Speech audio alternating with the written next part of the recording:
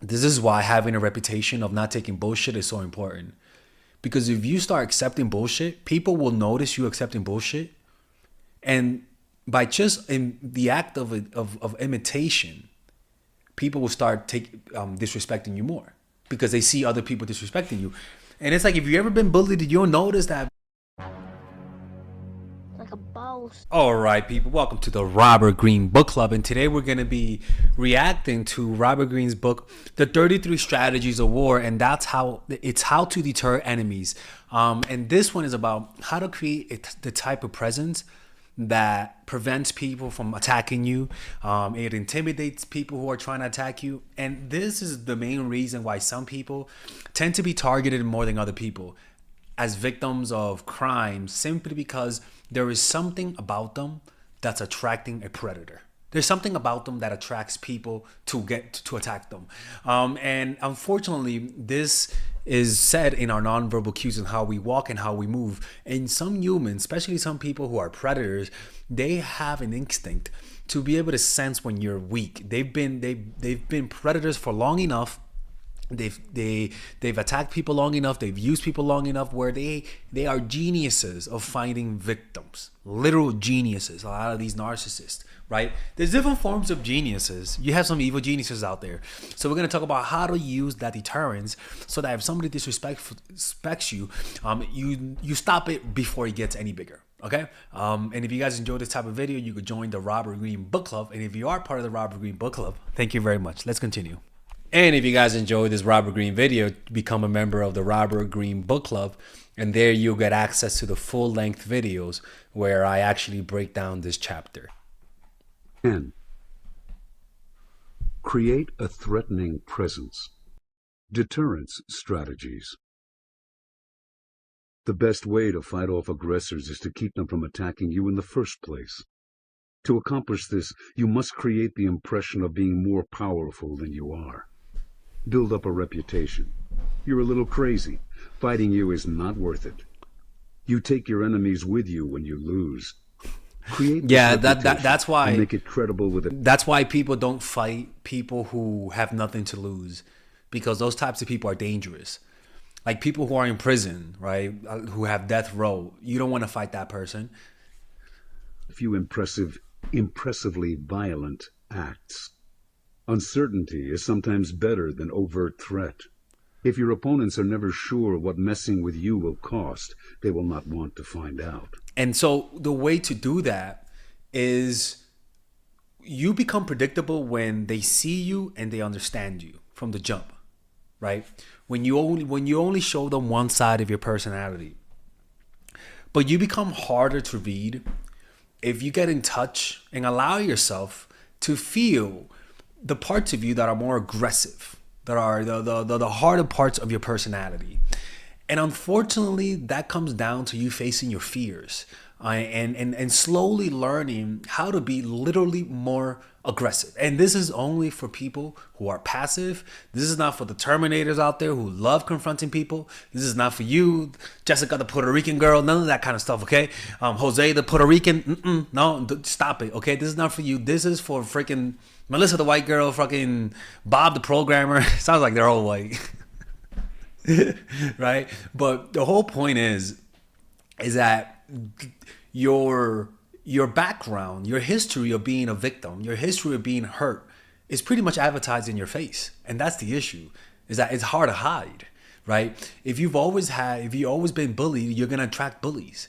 And if you've never been bullied and you've always been the bully, you're going to attract victims. So unfortunately, this is just fear.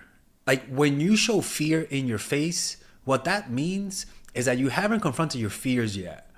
You're not confronting them face to face. And so you have to confront your fears in the form of the outside world. And unfortunately, this is not like a one thing solution, but it just comes down to get yourself in uncomfortable situations. That doesn't mean get into fights, but lean towards being more uncomfortable. Do things that are uncomfortable, because that's where your fear lies. And by doing things that are uncomfortable, starting a new business, doing that thing that you always wanted to do, approaching that girl, approaching that guy, taking a risk and saying that I like you, that I love you, confronting that bully, those little moments of fear that you force yourself to do, force yourself to confront, over time will slowly change your demeanor, because your demeanor and the way that you walk is a reflection of you. And unfortunately, the only way for you to really change from somebody who gets disrespected, doesn't get the respect, comes. Instead of threatening, play on people's natural paranoia.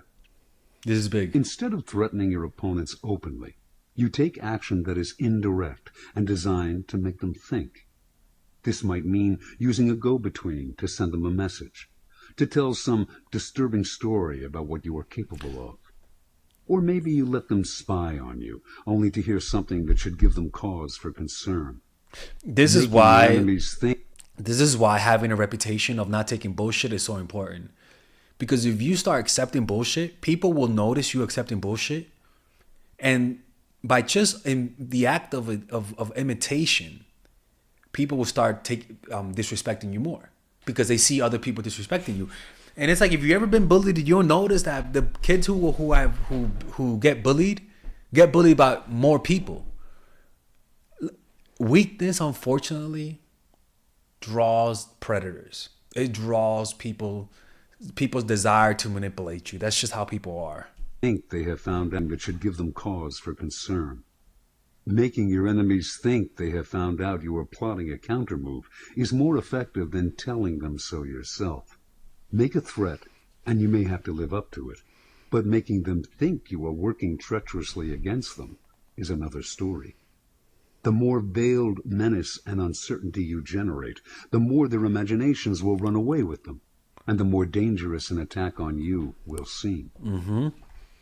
Establish a frightening reputation. This reputation can be for any number of things: being difficult, stubborn, violent, ruthlessly efficient. Steve Jobs had the reputation of being difficult.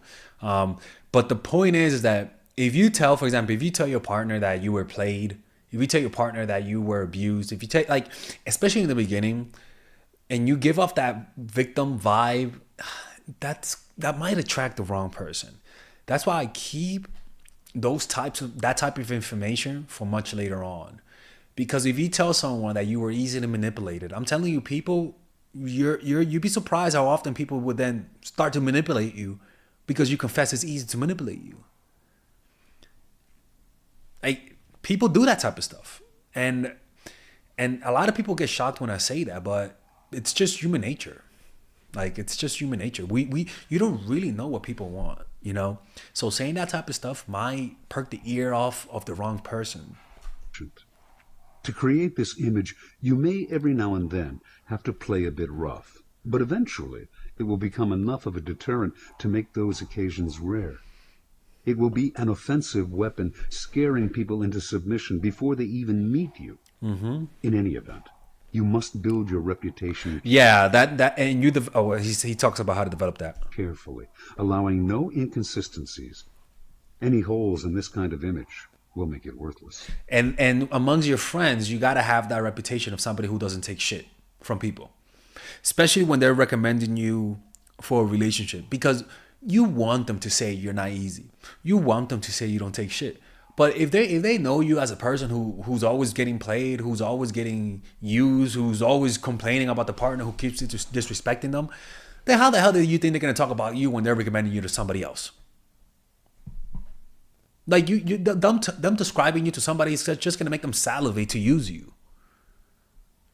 So realize that demanding respect from this person doesn't just stop there. Because we're all in a web, and we're all interconnected. And somebody's respect for you increases the other person's respect for you. But somebody's disrespect for you increases the next person's disrespect for you, because we can sense things. They may see other people disrespect you, but also they will see the battle scars of disrespect in your face and in your nonverbal cues. Deterrence and reverse intimidation in practice. King Edward I of England was a fierce 13th century warrior king who was determined to conquer all of the British Isles. To stop what seemed inevitable, Robert the Bruce evolved a novel strategy.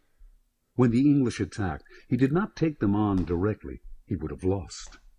Instead, he hit them indirectly, but where it hurt, doing exactly to the English what they were doing to him, ruining his country.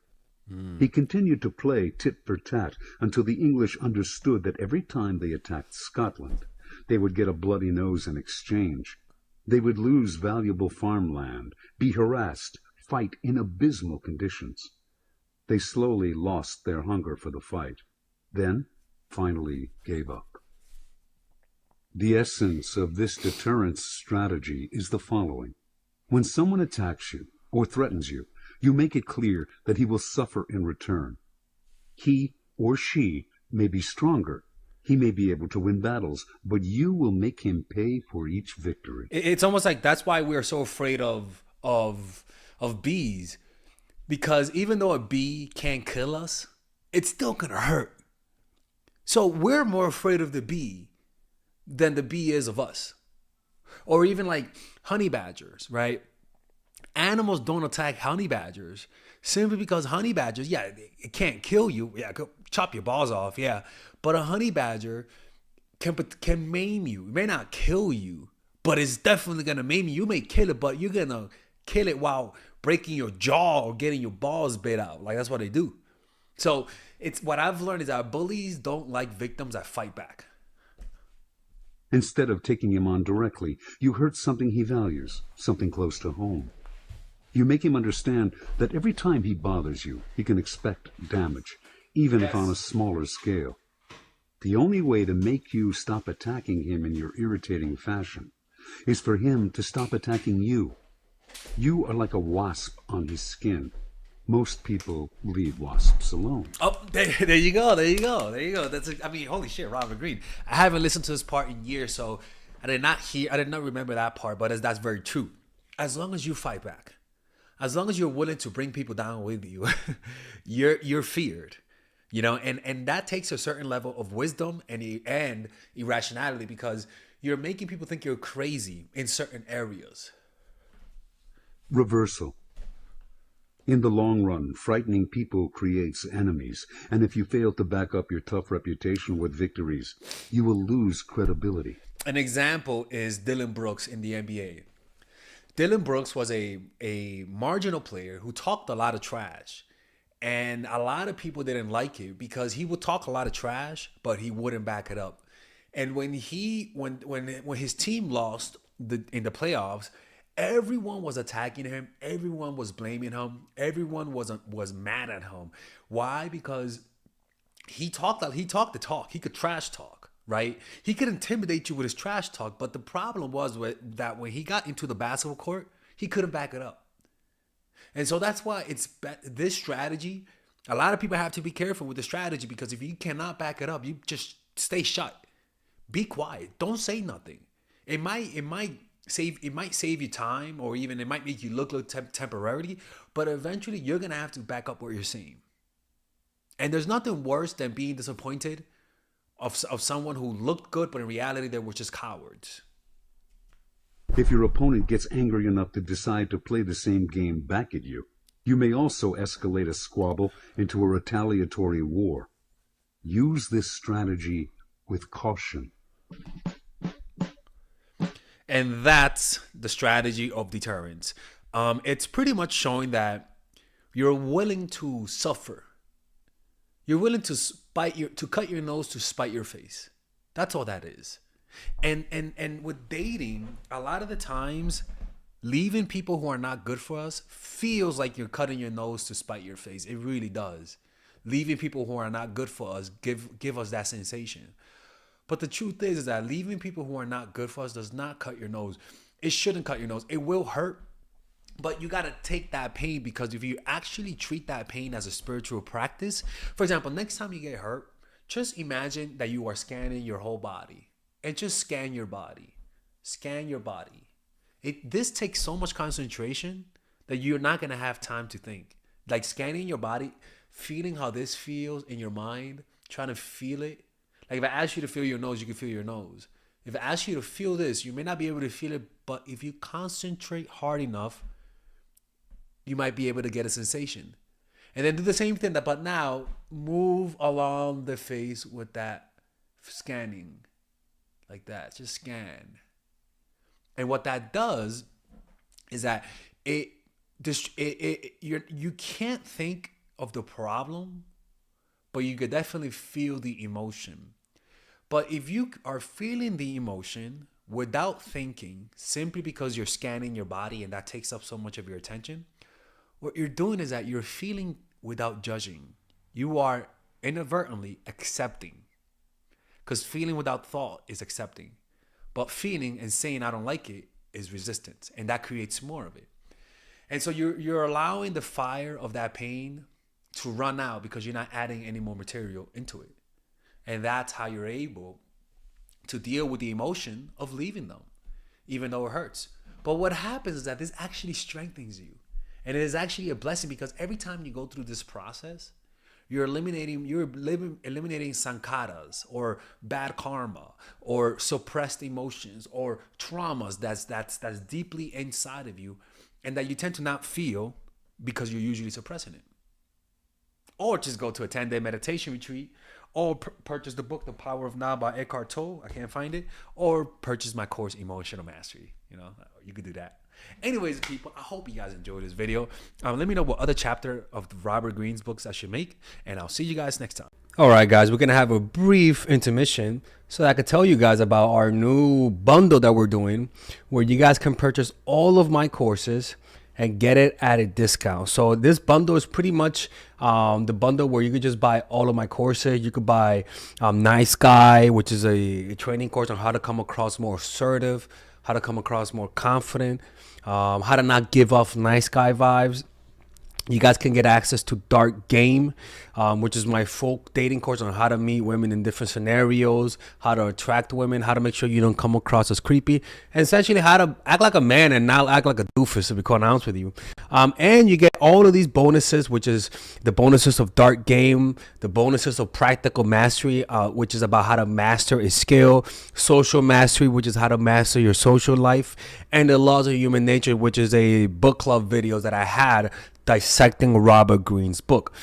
All of this is naturally at around naturally is at $346, but you guys can purchase this bundle and get it at what's the price again?